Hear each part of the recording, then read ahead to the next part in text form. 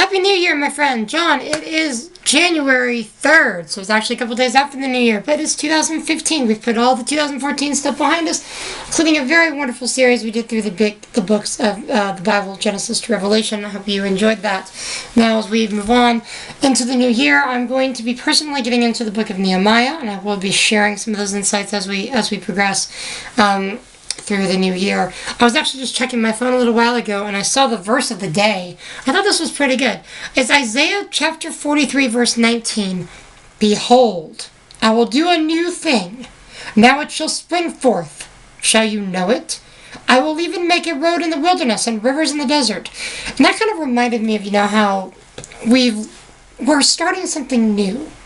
It's a new year, and we need to remember who we are and who God made us to be and who He wants us to be, and that we continue on in that path. Nothing and no one can get in the way of what God has planned for you.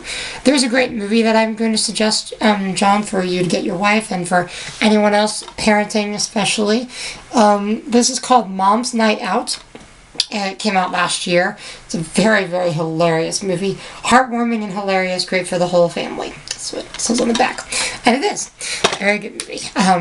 Stresses the point of us being God's masterpiece. Us being His. Who He made us to be. I went through the entire Bible last year. We shared that experience so that we could get a better insight of the whole, so I can get into it more on a deeper level.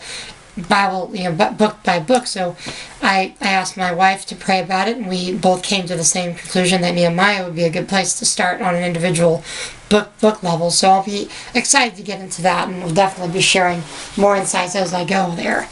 We also watched the new Left Behind movie, the one with Jerry Jenkins' Left Behind book, made into a movie recently with Nicolas Cage. It was okay, kind of disappointing overall. I'd still watch it, rent it from the Redbox. I don't know if I'd necessarily buy it. I like the original one with Kirk Cameron better because it actually, made an impact of the entire book. This was more like the first part of the book, mostly just the rapture and talking about being pulled out. And I was commenting this morning about that, how ludicrous the whole plane crash thing was.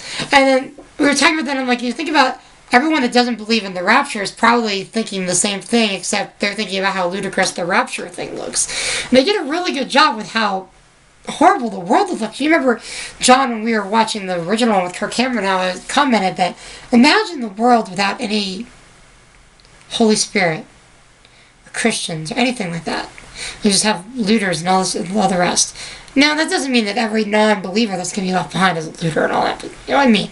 It's just a sense that this world without Him will be worse off than this world with Him. And yet, He's here now. Let's embrace Him as we approach the new year.